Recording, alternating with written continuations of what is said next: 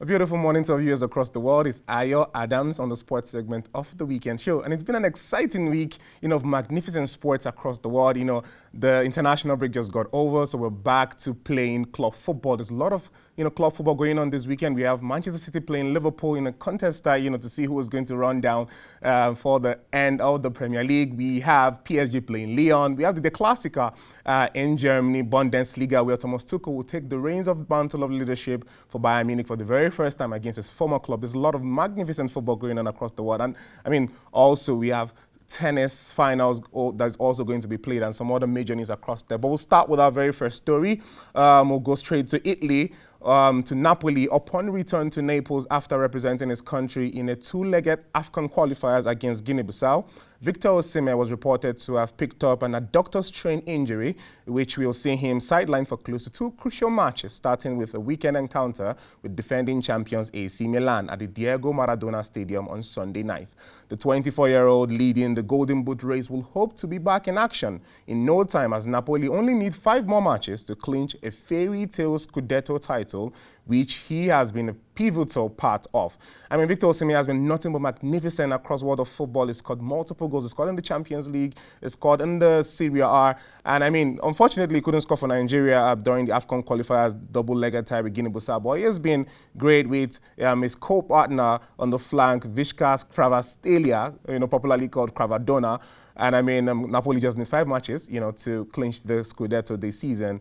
What a magnificent turn for him. He's also one of the leading African players to score that amount of goals in the Serie A. We hope Victor Osimhen comes back stronger and better to help Napoli clinch their Scudetto title. Well, moving on, in other exciting news, we're going to Spain. Yesterday, Barcelona Vice President Rafa Yuste confirmed that the Catalan Giants are in talks with Messi camp for a possible return to the Spanish side as his PSG contract nears expiration in June.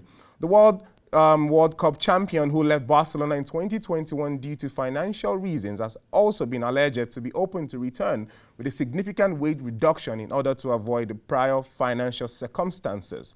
The financial side remains a major obstacle for the Blaugranas, as they need to knock off over 150 million euros in annual spending or raise money through transfers to comply with La Liga's economic regulations to sign and register players. But the fans are asking, will the love affair between the Argentine and the Spanish side finally get its happy ending? We'll wait to see.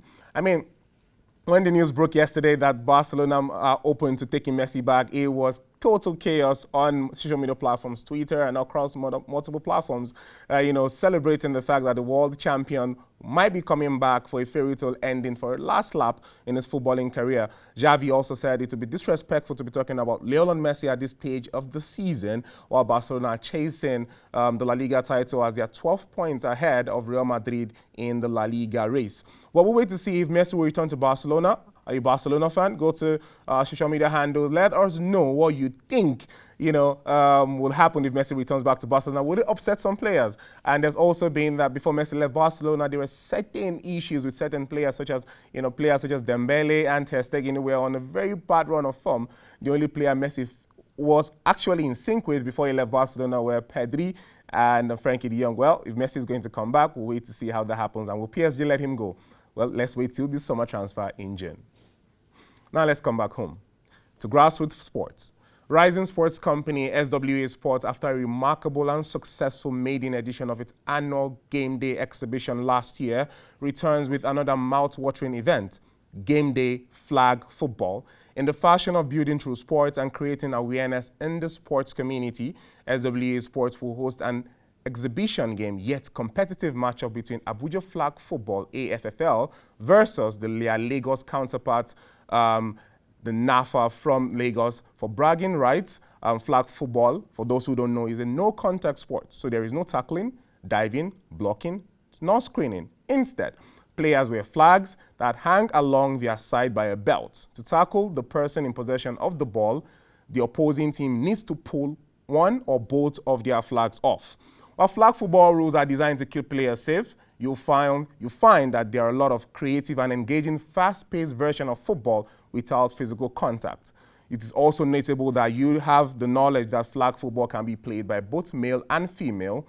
The contest is dated for May 7th here in Abuja. And for more details, you can visit SWA Sports on their social media handles, IG and Twitter, to let them know. While it was on this program that we started the banter about Lagos and Abuja playing flag football, when we had some of the representatives from Abuja flag football during their 4th season here on the sports segment. But we'll wait to see how the counterpart, how the matchup breaks down. Will Abuja hold his own against Nafa from Lagos? We'll wait to see, as SWA Sport is planning something mouth-watering. Still on grassroots sports, the Nigerian Premier Football League Under-15 Laliga promises will kick off its annual football competitions for the junior teams of the current teams in their Tier 1 of the Nigerian League. The contest will begin on 9th of April at Ikenne, the home of Remo Stars, who housed the last edition of the tournament.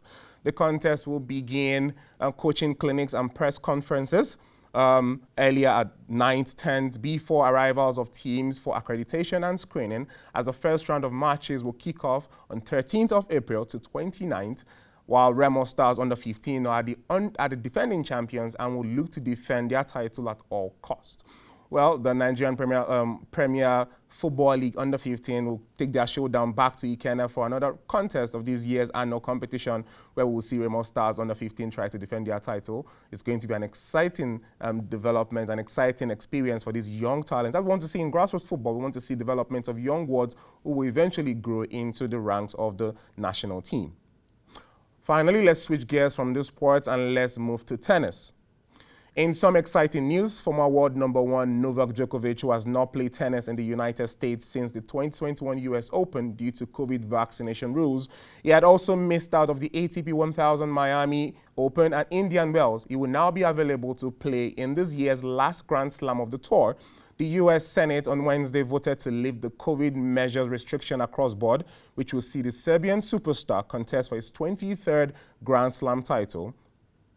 Well, wait to see how that happens. I mean, some of us are really glad. I'm actually really glad for Novak Djokovic. He's been missing out on some of the biggest Grand Slam because of COVID restrictions. He's missed out on Indian Wells. He's missed out on Miami Open.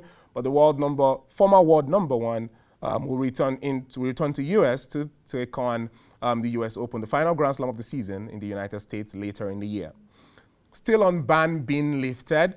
We'll move to Wimbledon, the grass season court. Wimbledon has now also lifted its ban on Russian and Belarusian players, as they will now be able to compete in this season at the Grand Slam competition starting the 3rd of July. The players will be able to feature on the grass court competing as neutral athletes and complying with certain conditions. Chairman Ian Hewitt said, "We will continue to condemn Russia's invasion of Ukraine and the support provided by Belarus." Well, it's exciting to see some of these players come back on tour, because some of the Russian players and Belarusian players have been getting a lot of stick on tour. Some players even pulled out of playing certain Russian and Belarusian players on tour. It was a really sad sight to see, without taking away the fact that the Russian invasion was widely condemned by the world of sport. But it gravely affected some of the Russian players, such as Daniil Medvedev, Belarusian Sabalenka, and Andrei Rublev on tour, but then Wimbledon has said they will lift the bans and they will allow these players to come back to play. Well, finally, on tennis, the ATP Miami Open will see Daniil Medvedev take on Jannik Sinner in the men's singles finals. Jannik Sinner defeated Carlos Alcaraz in a 3-set matchup earlier this morning. It was a great encounter between those two counterparts, a contest for generations. But then we'll see Daniil Medvedev, the Russian, playing the Italian Jannik Sinner. Jannik Sinner has no win till date with Daniil Medvedev. It's a 5-0 contest between both parties, but wait to see how Jannik Sinner pulls out against Daniil Medvedev, who has also reached 5 ATP final titles, 5 ATP finals he has played in. In the women's finals, we'll have Elena Rybakina, who will be facing off Petra Vitova of Czech Republic. Rybakina will be going for a back-to-back 1,000 title after she won the Indian Wells, defeating Sabalenka in straight sets. We'll wait to see how those contests will pan out on Sunday, tomorrow, at the finals of the Miami Open. Well, that's all I have for you from the sports segment of the weekend show. But you know how we do. We went to the street to ask the fans how they feel on Olile Corner.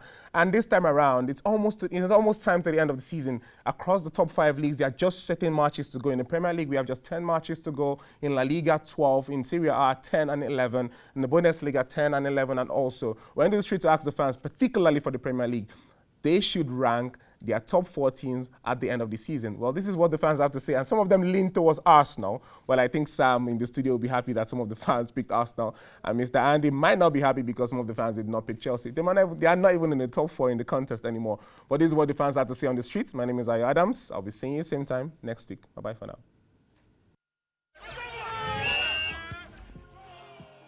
Arsenal, Man City, Man United. I believe Newcastle will be part of it too. Arsenal, they are going to make top 4 because it is quite obvious that they are obviously going for the Premier League, and it's like impossible for them to drop off the top 4 at this moment. And Man City, they are also catching up with them, and they are trying to make the top 4 as well. So Man United too, I believe will make the top 4 because they are playing very well. They are very, very defensive. Number 1, na Man City. Number 2, na Arsenal. Number 3, na Man U. Number 4, na Newcastle. Man City now one bad thing wey be say many beasts dey there. Like we get someone like De Bruyne, they can't go buy Haaland again, no be easy thing. That goal machine, e go for them. And number 2 again, that Arsenal, e go still flop. E get Liverpool for front, e get Chelsea for front, e still even get Man City for front wey e wan play with. And Man City go beat am, Liverpool go beat am. So I sure say Man City go win the last 9 matches or 10 matches wey e get. Newcastle wan go Champions League so that Ronaldo go come play Champions League for them. So they go try enter top 4 so Ronaldo go come their team. I will first of all say the Arsenal team, Man City, Man U. Let me say West Ham. Arsenal number 1, Man City number 2, Man United number 3, then Tottenham. I think Arsenal, Man City, Manchester United, and Tottenham. That should be a draw, like 1-1. Man City will beat Liverpool. Okay, 2-0. Man City will win by 3 goals to 0. Maybe 1-0. 3-1 in favor of Man City. Arsenal will win by 3-1. Maybe 1-0. Arsenal lead. Arsenal to win. 3-0. Yeah, 2-0 in favor of Arsenal. Arsenal lead. Oh my God, I will say 3-0. Chelsea and Villa. Now draw 2-2. Correct scores. Chelsea's been improving, so I think I'll give them maybe 1-0. Chelsea last match, I think they draw. So I guess this one, I feel like, let's say 2-1. I believe that will be it. 2-2 draw. Chelsea and Villa, I would say it's draw. That is, let me say 1-1. That's a go-go match. Around 2-2. I believe Man United will win by 2 goals to 1. Newcastle 3-1. Newcastle favor. Newcastle. I guess not draw. The match will be a bit tough. Then I would say it's draw also.